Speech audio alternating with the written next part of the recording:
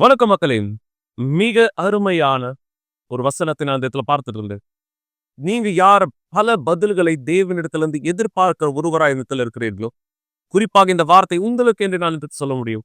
லூக்கா 11:11 வசனத்துல இங்க சொல்லப்பட்டது போல, உங்களை தகப்பனாக இருக்கிற ஒருவனிடத்தில் மகன் அப்பம் கேட்டால் அவனுக்கு கல்லை கொடுப்பானா? மீனை கேட்டால் மீனுக்கு பதிலாய் பாம்பை கொடுப்பானா? அல்லது முட்டையை கேட்டால் அவனுக்கு தேலை கொடுப்பானா? பொல்லாதவராகிய நீங்கள் உங்கள் பிள்ளைகளுக்கு நல்ல ஈவுகளை கொடுக்க அறிந்திருக்கும் பொழுது பரமபிதாவானவர் தம்மிடத்தில் வேண்டிக் கொள்கிறவர்களுக்கு பரிசுத்த ஆவியை கொடுப்பது அதிக நிச்சயம் அல்லவா என்றார். கவனிங்க, தேவனுடைய மிகப்பெரிய வாக்கு தத்தம் இந்த இடத்தில் இருக்குமே. ஆனால் அந்த வாக்கு தத்தம் பரிசுத்த ஆவியானவர். தேவன் அவருடைய ஆவியானவரை உங்களுக்காக இந்த இடத்துல கொடுக்க வாக்களித்த இந்த வாக்கு தத்தத்தை தவிர வேறு எதுவும் பெரிய வாக்கு தத்தமானது கிடையாது. பொல்லாதவராகிய நாமும் நம்முடைய பிள்ளைகளுக்கு சிறந்ததை கொடுக்க அறிந்திருக்கும் பொழுது தேவன் எவ்வளவு அதிகமாய் நமக்கு சிறந்ததை இந்த இடத்துல கொடுக்க விரும்புகிறார். ஆனா நீங்க ஒருவேளை கேட்கலாம், பாச ஏன் எனக்கு இந்த சிறந்ததானது இந்த இடத்துல இல்லை, என்னுடைய வாழ்க்கையில ஏன் இந்த பதிலானது இந்த இடத்துல இல்லை? இந்த வசனத்தை நீங்க கவனமா கேட்டிருப்பீங்க. கேட்கிறவர்களிடத்திலே ஆம், நீங்கள் உங்களுடைய பகுதியை செய்யும் பொழுது தேவன் அவர் தன் பகுதியை செய்கிறவராய் இடத்துல இருக்கிறார். மீனை கேட்டால் மீனுக்கு பதிலாய் பாம்பை கொடுப்பானா? இன்னொரு வார்த்தை, நீங்க கேட்கும் பொழுது அது உங்களுக்கானதை கொடுக்கப்படும். ஆனா நீங்க கேட்காத பட்சத்துல, உங்களுக்கு தேவையானதை எதிர்த்து நீங்க போராடாத பட்சத்துல, உங்களுடைய பதிலுக்காக நீங்கள் உங்களுடைய செயலை எடுத்து வைக்காத பட்சத்திலே தேவன் எப்படி உதவி செய்ய முடியும்? ஒரு தாய் தன்னுடைய 2 பிள்ளைகளை இந்த இடத்துல தன் பக்கத்துல வச்சுட்டு இருக்கும்போது ஒரு பிள்ளையை தூக்குவாங்கன்னா முதல்ல எந்த பிள்ளையை தூக்குவாங்க? அழுது இந்த இடத்துல எந்த பிள்ளை கவனத்தை கோருகிறதோ நிச்சயமா அந்த அழுகிற பிள்ளையை உடனே போய் ஒரு தாய் தூக்குவாங்க. ஏன்? ஏன்னா அந்த பிள்ளைக்கு என்ன தேவைன்றது தாயார் சந்திப்பாங்க. பிற்பாடு சிரித்து விளையாடி கொண்டிருக்கிற மற்ற பிள்ளையை பார்ப்பாங்க. அப்ப நீங்க தேவனுடைய கவனத்தை ஈர்க்காதவராயிருந்தா தேவன் எப்படி உங்களுக்கு உதவி செய்ய முடியும்? தேவன் தேவனாக இருக்கிறார், தேவன் வல்லமையானவராக இருக்கிறார். ஆனால் நீங்கள் உங்களுடைய சூழ்நிலைகளை மாற்றிக்கொள்ள உங்களுடைய முதற்படி எடுத்து வைக்கும் பொழுது அவருடைய அதி அற்புதமான படி வாழ்க்கைக்குள் நுழைகிறதா இந்த இடத்துல இருக்கிறது. தேவன் பதிலை தருகிற தேவனா இந்த இடத்துல இருக்கிறார். எனவே மக்களை கவனிங்க, தேவன் அதி அற்புதமான காரியம் செய்ய முடியும். அவர் பரிசுத்தாவியை வாக்களித்தவராக இருக்கிறார். இன்று ஆலயத்தில் பல மக்கள் தேவனுடைய வல்லமையில் தன்னை நிரப்பிக்கொள்ள ஆலயத்தினுடைய தூணாய் விசுவாசத்திலே ஒன்றிணைய கற்றுக்கொண்டார்கள். தேவனுடைய வீட்டின் தூணாக இருப்பதை குறித்து நாம தொடர்ந்து இதை குறித்து பேசுறதுக்கு முன்பாக ஒரு அருமையான சாட்சியை பாருங்க. தேவனுடைய ஆவி ஒருவருக்குள் வரும்பொழுது அந்த நபருடைய வாழ்க்கை எவ்வளவாய் மாற்றப்பட முடியும் என்பதை நீங்களே புரிந்து கொள்ள பிற்பாடு தொடர்ந்து பேசலாம். சாட்சியை பாருங்கள்.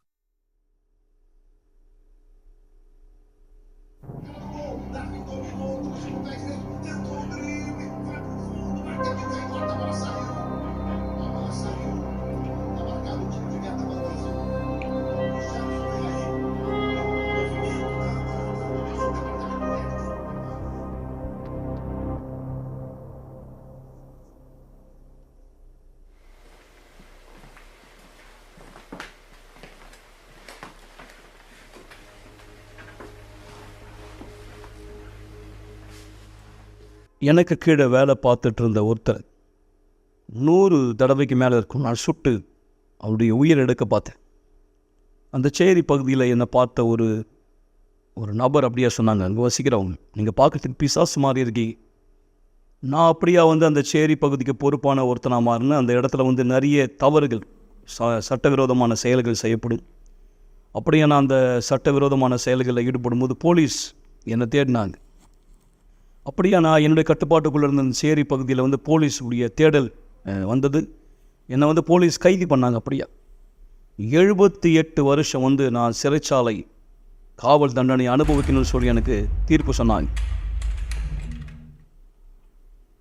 15 ஆண்டு காலம் நான் அப்படியா ஒரே ஒரு அறையில் 15 வருஷம் அந்த அறையில் பூட்டப்பட்டு இருந்தேன். எங்கேயும் வெளியே என்னை அனுப்பாமல்.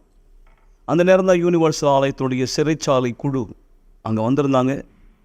அப்படியா எனக்கு அறிமுகமானாங்க. அவங்க என்ன பிரசங்கம் பண்ணாங்களோ அந்த இடத்துல நான் அந்த செய்தியை நல்லா கூர்ந்து கவனித்தேன். நான் அந்த செய்தியை ஏற்றுக்கொண்டேன். நான் அங்கே சிறைச்சாலையில் தண்ணீரில் ஞானஸ்நானம் பெற்றேன். இப்படிப்பட்ட ஒரு சிறைச்சாலையில் 2012ஆம் ஆண்டு நீங்கள் பார்க்கும்போது அப்படியே சிறைச்சாலையில் அத்தனை வருட காலம் நான் இருந்தது. ஏறத்தாழ இன்னும் 13 வருட காலம் கூடுதலாக வந்து எனக்கு ரொம்ப நாள், அதான் நித்திய வாழ்க்கை அங்கன்ற மாதிரி தான் நான் உணர்ந்தேன். கண்டிப்பாக நான் தேவனுடைய வார்த்தையை தியானிக்கலைன்னா அப்படி தான் இருந்திருக்கும். நான் தேவனுடைய வார்த்தையை படிக்க ஆரம்பித்தேன், தியானிக்க ஆரம்பித்தேன். பிற்பாடு நான் அங்கே வந்து துணையாளராக உயர்த்தப்பட்டேன், ஊழியத்துக்கு உதவி செய்யும்படி. அங்கே வந்து கைதிகள் பொதுவாக இந்த மாதிரி ஊழியம் செய்கிறவங்கள போதகர் சொல்லுவாங்க. என்ன அவங்க போதகர் அப்படின்னு கூப்பிட்டாங்க. அங்கே நான் சிறைச்சாலையில் ஒரு இளம் வாலிபனை பார்த்தேன். அந்த வாலிபன் நான் கவனிச்சுட்டு இருந்த வாலிபன் உதவி செய்தேன். அவன் தன்னுடைய தாயினிடத்தில் என்னை அறிமுகம் செய்து வைத்தான். அவங்க தான் இப்போது என்னுடைய மனைவியாக இருக்கிறார். நான் அவருடைய குணாதிசயத்தை பார்த்தேன், எனக்கு அதை பிடிச்சிருந்தது. நான் சொன்னேன், இவர் தேவனுடைய மனுஷன், என்னுடைய பையனுக்கு உதவி செய்கிறாருன்னு. அது என்னுடைய கவனத்தை ஈர்த்தது. நான் நினச்சேன், நான் தேவனுடைய மனுஷனை தான் நேசித்து திருமணம் செஞ்சுக்கணும்னு. அது என்னுடைய கனவாக இருந்தது. டிசம்பர் 15ஆம் தேதி நான் சிறைச்சாலையிலிருந்து விடுதலையானேன். நான் அந்த சிறைச்சாலையினுடைய நுழைவாயிலுக்கு அங்கே வந்தபோது ஒருத்தர் அப்படியா தலை எட்டி என்னை பார்த்ததை நான் கவனித்தேன். இவங்க தான். 7 மாதங்கள் ஒன்றா இருந்த பிறகு நாங்கள் முடிவெடுத்தோம் திருமணம் செஞ்சுக்கணும்னு. சிறைச்சாலை விட்டு நான் வெளியே வந்தபோது நான் போதையை நிறுத்திடுவேன் நினச்சேன். ஆனால் உண்மையில் வந்து நான் நினச்ச மாதிரி அப்படியா நடக்கலை. அதிர்ச்சிக்குரிய விதத்தில் எல்லாமே தலைகீழாக மாறியது. நான் சாப்பிடாம கூட அதிகமாக போதை எடுத்துக்க ஆரம்பிச்சேன். நான் இப்போ யோசித்தேன், சிறைச்சாலையில் எனக்கு ஏற்பட்ட மாற்றம் என்ன? அது ஒரு சோகமான கதை தான். உண்மையில் நான் நிஜமாக மாறவே இல்லை. உண்மையில் என்னை சுற்றி இருந்த எல்லோருக்குமே நான் உண்மையாக மாறினது போல் ஒரு தோற்றத்தை தான் காமிச்சிருக்கேன். நான் உண்மையாக வஞ்சிக்கப்பட்டவனாக இருந்திருக்கிறேன்றதை நான் புரிஞ்சுக்கிட்டேன். நான் வெளிவேஷக்காரனாக தான் வாழ்ந்திருக்கிறேன். மற்றவங்களுக்கு நான் பிரசங்கம் பண்ணியிருந்தேன், ஆனால் நான் உண்மையில் கடைபிடிக்கலை. நான் கடைபிடிக்காத ஒன்று இன்னொருத்தருக்கு நான் சொல்லியிருந்திருக்கேன். எந்த அளவுக்கு அது ஆதாரத்துடன் நிரூபிக்கப்பட முடியும்? உள்ளே நான் எப்படி இருந்தனோ வெளியே வந்த உடனே நான் போதைக்கு அடிமையானேன்.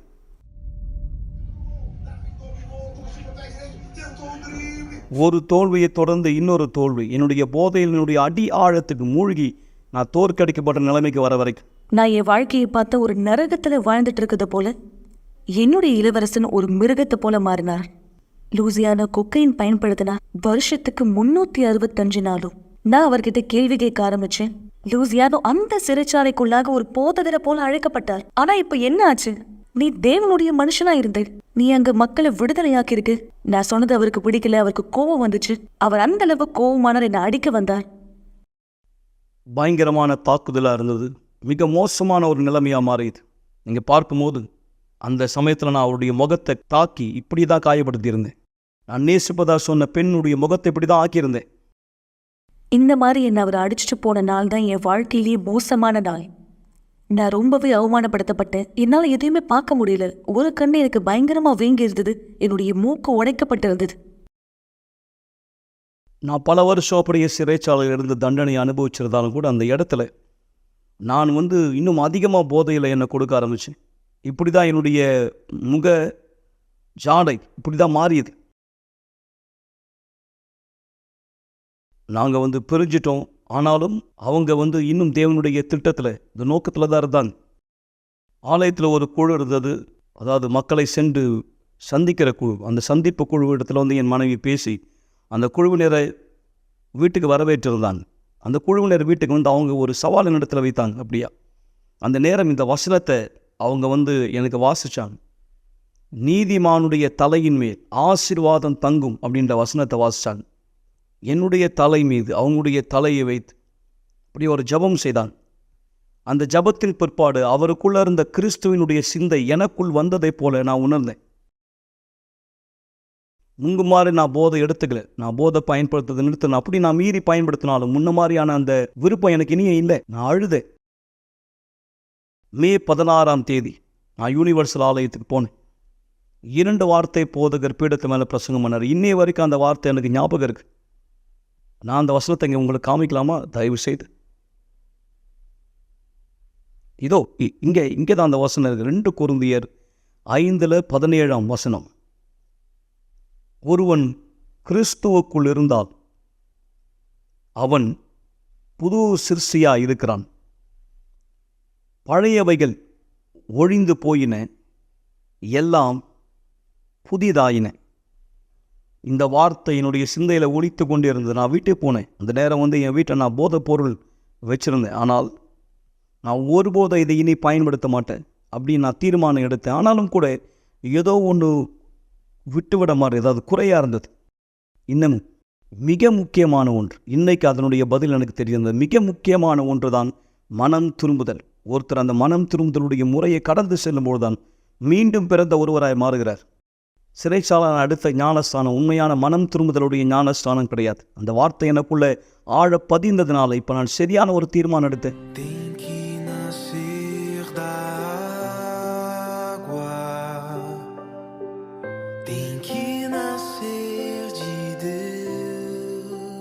ஆனால் இந்த முறை இது வித்தியாசமான ஒன்று. நான் தண்ணியிலிருந்து வெளியே வரும்போது தீர்மானத்தோட வெளியே வந்த உண்மைதான், நிஜம். எல்லாமே புதிதாய் மாறியது. புதிய தன்மை எனக்குள்ள ஏற்பட ஆரம்பித்தது. புதிய வாழ்க்கை, தேவனுடைய காரியங்கள் மேலே நான் தாகமுள்ளவனா மாறினேன். தேவனை தேடுவதில் இன்னும் ஆழமாக மூழ்க ஆரம்பித்தேன், அர்ப்பணிக்க ஆரம்பித்தேன். அந்த நேரம் தான் இஸ்ரவேல் சிறப்பு நிகழ்ச்சியில் கலந்து கொள்ளக்கூடிய வாய்ப்பு எனக்கு வந்தது. மன்னிச்சுங்க.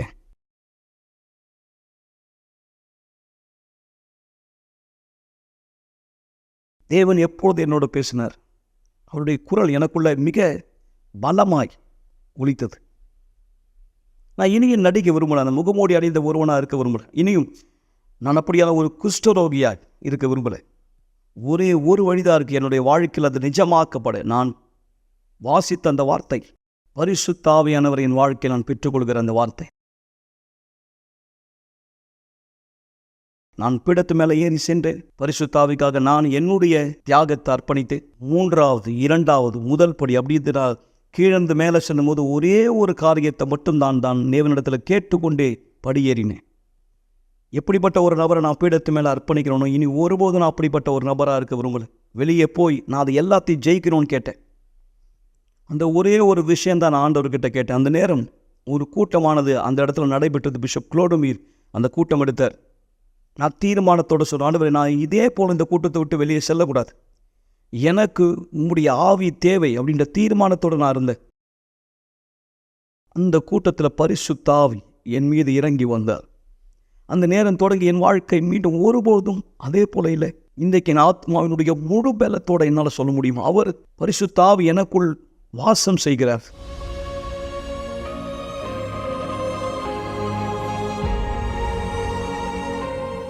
இப்ப இது உண்மை. இவருக்குள்ளாக பரிசுத்த ஆவியானவர் இருக்கார். இன்னைக்கு இவர் தேவனுடைய மனுஷன். தேவனுக்கு நன்றி. இன்னைக்கு நான் அப்படியே சிறைச்சாலைக்கு சென்று குடும்பத்தாரிடம் சென்று குடும்பத்தாருக்கு சொல்றேன், தேவன் என்ன செய்ய முடியும் என்று.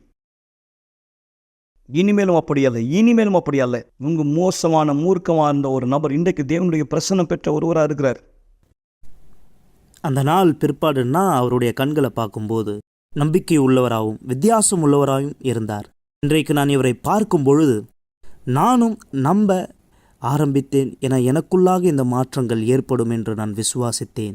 மாற்றான் தகப்பனுடைய சாட்சி என்னையும் மாற்றியது. உங்களுக்கு எவ்வளவு காலம் எடுத்துக்கொண்டது தண்ணீர் ஞானஸ்தானத்திலிருந்து பரிசுத்தாவின் ஞானஸ்தானத்தை பெற்றுக்கொள்வதற்கு? 5 வருட காலம் சிறைச்சாலைக்குள்ள நான் இருந்தபோது தேவனுடைய பிரசனத்தில் அந்த காலகட்டம் 15 நாள் நான் வெளியே வந்து ஞானஸ்தானம் பெற்ற காலகட்டத்தோடு ஒப்பிடப்பட முடியவே முடியாது. பரிசுத்தாவினுடைய அபிஷேகத்தை நான் பெற்ற பிற்பாடு, அதாவது தேவனுடைய ஆவிக்காய் ஒருத்தர் உண்மையாக மனம் திருங்கும்போது, ஒருத்தர் தேவனுடைய ஆவிக்காய் மனம் திருங்கும்போது, அவர் தேவனுடைய ஆவியை பெறாதிருப்பது சாத்தியமற்ற காரியம். உண்மையான மனம் திரும்புதல் பிற்பாடு தேவன் ஆவி கிடைக்காதிருப்பது கூடாத காரியம். மெய்யான மனம் திரும்புதல் இருக்கும் தருணம் கர்த்தர் கண்டிப்பாய் பதில் கொடுக்கிறார் என்பதற்கு நான் இன்றைக்கு உண்மையான சாட்சி. இந்த வசனம் என் வாழ்க்கையில் உண்மையாக்கப்பட்டிருக்கு. ஒருவன் கிறிஸ்துவுக்குள் இருந்தால் அவன் புது சிருஷ்டியா இருக்கிறான். நல்லது மக்களே, அசுத்தத்தினால் பாதிக்கப்பட்டிருந்த ஒரு நபர், அசுத்தமாய் இல்லத்தில் வாழ்க்கையை வாழ்ந்து கொண்டிருந்த ஒரு நபர் இன்று பரிசுத்தாவியானவரோடு எப்படி தேவனுடைய பெயரானதை மகிமைப்படுத்துகிறவராக இருக்கிறார். நீங்க பார்த்தீங்களா? இதான் தேவன் செய்ய விரும்புகிறார். எனவே தான் ஒவ்வொரு வெள்ளிக்கிழமையும் நான் இந்த விடுதலைக்கான விசுவாசத்தின் கூட்டத்திலே ஒன்றிணைகிறவராக இந்த இடத்துல இருக்கிறோம்.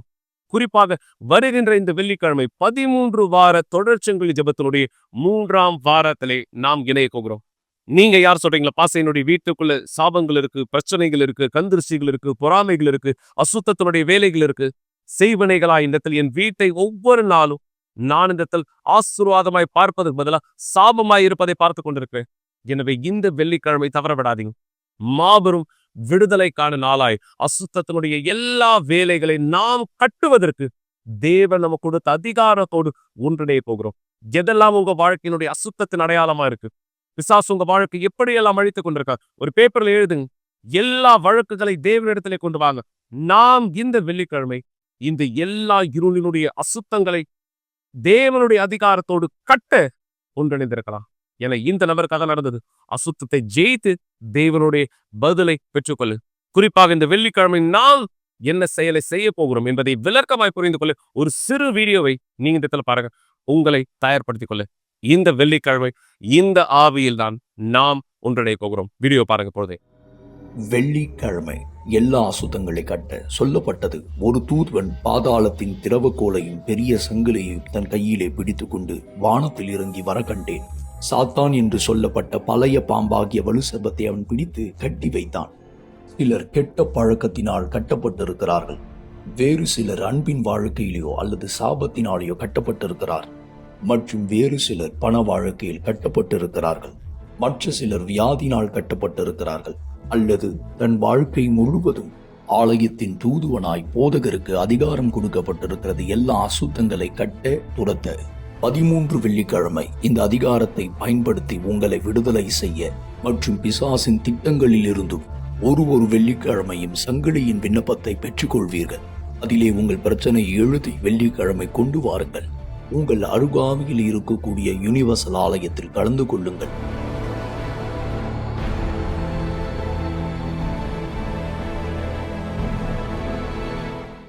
எனவே மக்களே, உங்களை தயார்படுத்திக் கொள்ளுங்க. இந்த வெள்ளிக்கிழமை குறிப்பாய் நம்முடைய முக்கியமான கூட்டம் இரவு 7 மணிக்கு. நீங்க சென்னையை சார்ந்தவரோ அல்லது சென்னையை சுற்றி மற்ற பகுதிகளில் இருக்கக்கூடியவரோ வழிகள் உண்டாக்குங்கள். உங்களுக்கான முகவரிகள், விவரங்கள், மற்ற காரியங்களை தெரிந்து கொள்ள விரும்புறீங்கன்னா நீங்க உதவி எண்களில் எங்களை தொடர்பு கொள்ளலாம். வாட்ஸ்அப் மூலமாக எங்களை தொடர்பு கொள்ளலாம். உங்களுக்கான உதவி சமீபமாய் இருக்கிறது. நீங்கள் தேவனுக்கு அனுமதித்தால் அவர் உங்க வாழ்க்கைக்குள்ள வேலை செய்கிற தேவனாய் இருக்கிறார். மக்களே, அசுத்தத்தினுடைய வேலையினால் நீங்கள் அழிக்கப்படுவது இனியும் வேண்டாம். தேவன் மாற்றத்தை தர தயாரா இருக்க. பரிசுத்தாவி உள்ளே வர நீங்க உங்க வீட்டை தயார்படுத்தும் பொழுது அசுத்தம் வெளியேற்றப்பட வேண்டும். அசுத்தமானது வெளியேறும் பொழுது தேவனுடைய ஒளி அவர் உங்களுக்குள்ளாக நுழைகிறவராய் வருகிறார். தொடர்ந்து தேவன் உங்க வாழ்க்கையை அதி அற்புதமானதாய் இந்த இடத்துல மாற்ற. எனவே இந்த சாட்சியை பாருங்கள். இந்த சாட்சி பிற்பாடு ஜெபத்திலே தேவன் உங்களுக்கும் இதே உதவியானதை செய்ய நாம் ஒன்றிணைந்து அவரை நோக்கி இடத்தில் கேட்கலாம். சாட்சி பிற்பாடு ஜெபத்தில் இணையலாம். வணக்கம். என் பேர் சுபாஷினி. சர்ச்சு போறதுக்கு முன்னாடி என் வாழ்க்கை ரொம்ப அழைக்கப்பட்டதா இருந்தது. எனக்கு சின்ன வயசுலேருந்து ஒரு வீசிங் ப்ராப்ளம் எனக்குள்ளாக இருந்தது. ஒரு 10 வருஷமா எனக்கு மூச்சு வாங்கிட்டே இருக்கும். எங்க அம்மா, எங்க அப்பா என்ன ஹாஸ்பிட்டலுக்கெல்லாம் கூட்டின்னு போவாங்க. ஆனா அது எனக்கு எதுவுமே சரியாவே இல்லை. நிறைய மாத்திரை கொடுப்பாங்க. அதை நான் போட்டுன்னே இருப்பேனா எனக்கு மூச்சு வாங்குறது மட்டும் நிற்கவே இல்லை.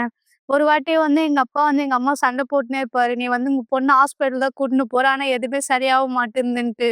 எங்க அப்பா இதனாலேயே ரொம்ப அதிகமா குடிக்க ஆரம்பிச்சாரு. எங்க அம்மாக்கு எங்க அப்பாவுக்கு அதிகமா சண்டை ஆகும். எங்க அப்பா ரோட்லயே எங்க அம்மா அடிச்சுட்டே இருப்பாரு. எங்களுக்குள்ளாக எங்க 3 பேருக்குள்ளாக ஒரு சமாதானமே இல்லாத மாதிரிதான் நாங்க இருந்தோம். எனக்கு நைட்ல இந்த மூச்சு வாங்கிட்டே இருக்கு. ஆனா தூக்கமே வராது. ஒரு பயமா இருக்கும். நான் இருப்பேனா இருக்க மாட்டேனா, இறந்துடுவேனான்ட்டு அது நிறைய நான் யோசிச்சுட்டே இருப்பேன். ஏன்னா தூக்கம் இல்லாம ஒரு தன்மையில நான் இருந்தேன்.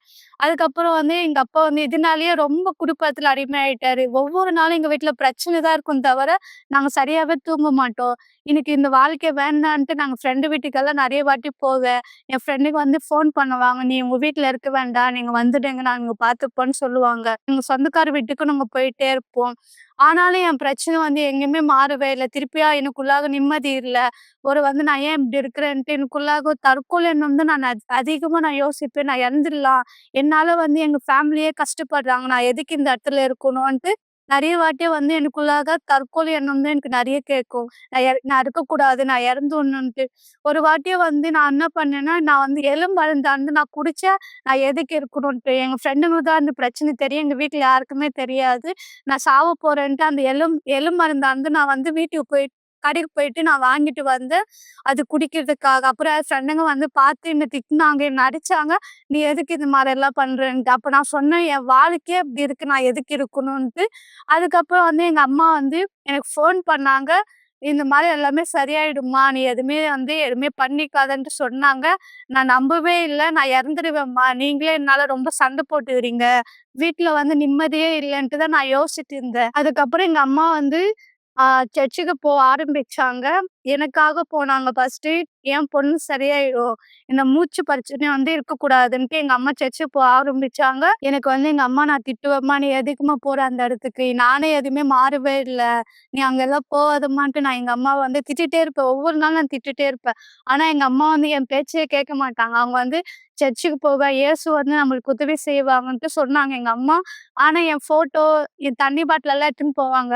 எனக்காக சர்ச்சுக்கு ஜெபிப்பாங்க. என் பொண்ணு சரி பண்ணுங்க. என் பொண்ணுக்கு இந்த பிரச்சனை வரக்கூடாதுன்ட்டு எங்க அம்மா ஒவ்வொரு நாளும் ஜெபம் பண்ணே இருப்பாங்க. ஆனாலும் எங்க அம்மா நான் திட்டிட்டே இருப்பேன். "நீ போற, ஆனா எதுவுமே மாறவே மாட்டேங்குது. நீ எதுக்கு போற? நீ போறதே வேஸ்ட் தான்ட்டு" எங்க அம்மா நான் திட்டுவேன். அதிகமா திட்டுவேன். என் பேச்சு கேட்காம எங்க அம்மா அங்க சர்ச்சுக்கு போயிட்டே இருப்பாங்க. ஒரு நாள் எங்க அம்மா என்ன சும்மா கூப்பிட்டுனே இருந்தாங்க. "நீயும் வாடி சர்ச்சுக்கு வா. நீயும் சரியாயிடுவேன்ட்டு" சொல்லினே இருந்தா. நான் வரமாட்டேன். "நீ போறதுக்கு எதுக்கும்மா ஆவல? நான் என்ன ஆகும்ன்ட்டு" எங்க அம்மாவ நான் திட்டிட்டே இருப்பேன். இன்னொரு நாள் எனக்குள்ளாக ஒரு சத்தமானது, "நான் சர்ச்சுக்கு போலாம். நான் எதுக்கு இந்த மாரி இருக்கிறேன்? எங்க அம்மா தான் இவ்வளோ வாட்டி கூப்பிடுறாங்களேன்ட்டு" சர்ச்சுக்கு போனது எங்க அம்மாக்காக தான் நான் ஃபர்ஸ்ட்டு போயிட்டே இருந்தேன். ஒரு வாட்டி வெள்ளிக்கிழமையில நான் சர்ச்சுக்கு போனேன். வெள்ளிக்கிழமை போம்போது அந்த இடத்துல எனக்கு எதுவுமே புரியவே இல்ல. ப்ரேயர் பண்ணே இருந்தாங்க. விடுதலைக்காக ஜெபம் பண்ணாங்க. யார் வாழ்க்கையில ஒவ்வொரு பிரச்சனையும் சந்திக்கிறாங்கன்ட்டு ஒவ்வொரு ப்ரேயர் பண்ணே இருந்தாங்க. ஆனா எனக்கு எதுவுமே புரியாம தான் எங்க அம்மா பக்கத்துல உட்கார்ந்தேன். அதுக்கப்புறம் எனக்கு இந்த இடத்துக்கு வந்த உடனே ஒரு விடுதலைய நான் பார்த்தேனே. ஏன்னா 10 வருஷம் வீசிங் பிரச்சனை நான் சந்திச்சிருந்தேன். ஆனா டாக்டர் கிட்ட ஹாஸ்பிட்டலுக்கெல்லாம் போனேன். எனக்கு எதுவுமே ஆவல.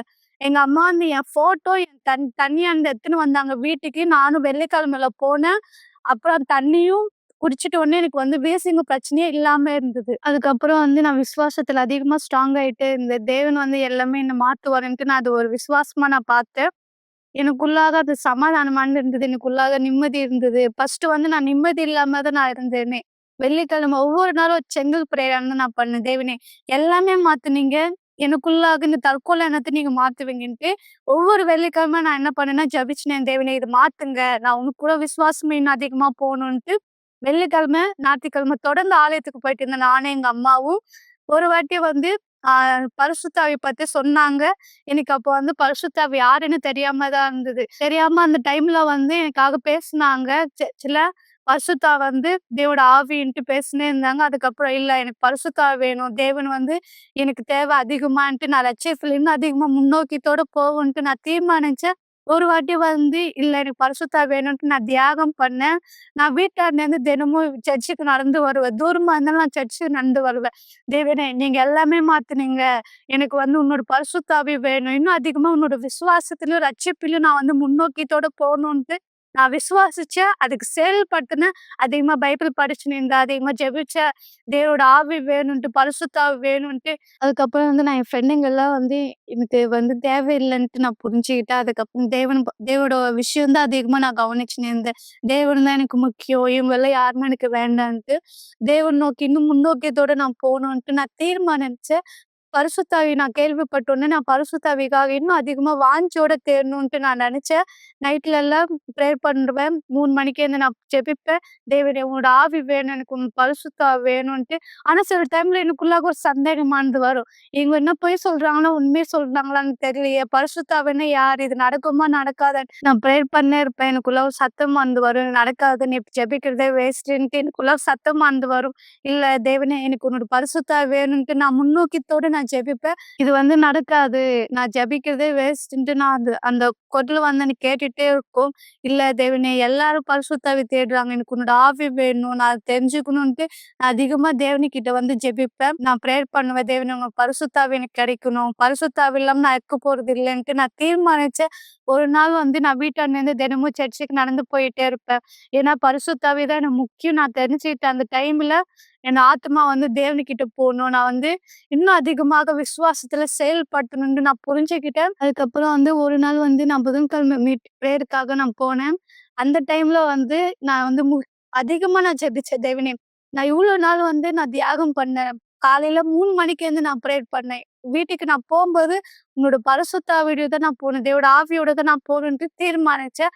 அதுக்கப்புறம் எனக்குள்ளாக பரிசுத்த ஆவியானவர் இறங்க வந்தாரு. இது வந்து ஒரு உணர்ச்சி கிடையாது. நான் எதுவுமே உணர்வே இல்ல. தேவன் யாருன்ட்டு நான் உணர்வே இல்ல. ஆனா எனக்குள்ளாக அந்த உறுதியானது எனக்குள்ளாக இருந்தது. தேவோட ஆவி பெற்றுக்கிட்ட ஒரு உறுதியானது எனக்குள்ளாக இருந்தது.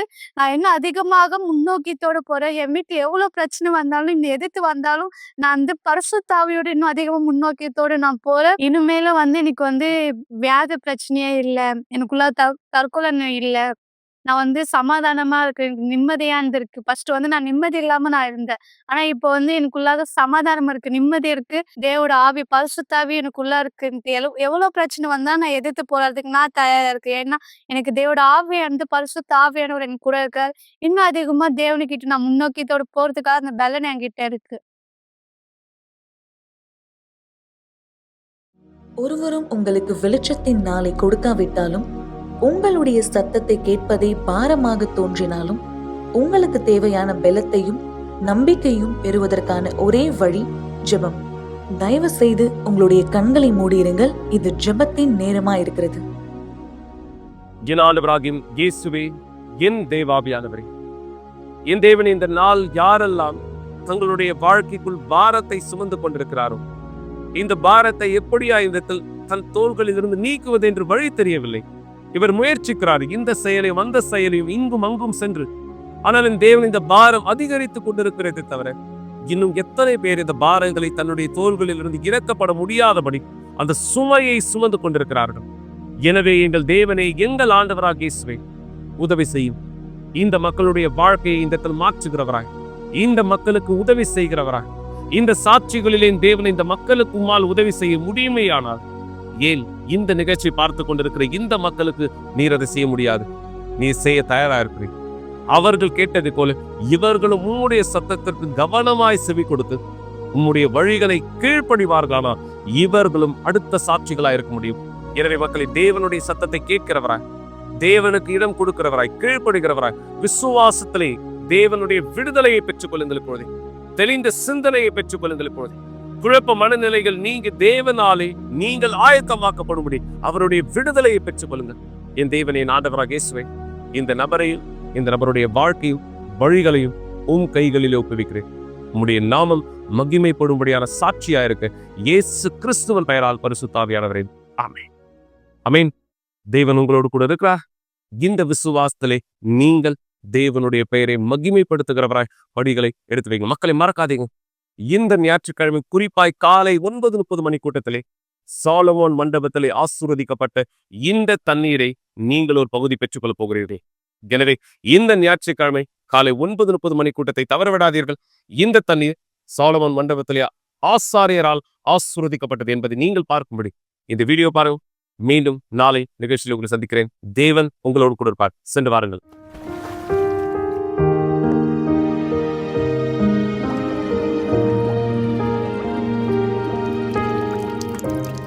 Hi everyone there. I am one of the priests here in the Temple of Solomon. I am here with the Pastor Saini, and we will consecrate this water that came right from this well, the well of Jacob, because Jesus told that everyone who drink the water he gave became a well of living waters. And we're gonna consecrate this water to your life became a well of living waters with healthiness, with prosperity, but most important, with the Holy Spirit. In the name of the Lord Jesus. Our Lord and Savior, our Father, in the name of the Lord Jesus Christ, we consecrate together here this water. And we consecrate to ask you to put in your power, your strengthness in this water. And everyone who drink this water receive a new life, became a well of living waters as he promised. And in the name of the Lord Jesus, receive healthiness, receive prosperity, receive peace in their homes. But most important, they receive your Spirit, my Lord, inside of their lives, inside of their hearts, and bring a new life. In the name of the Lord Jesus Christ, we consecrate this water and determine that this happens in the life of everyone who drinks this water in the name of the Lord Jesus. And you who believes, say amen and praise God. Amen. and may God bless you all.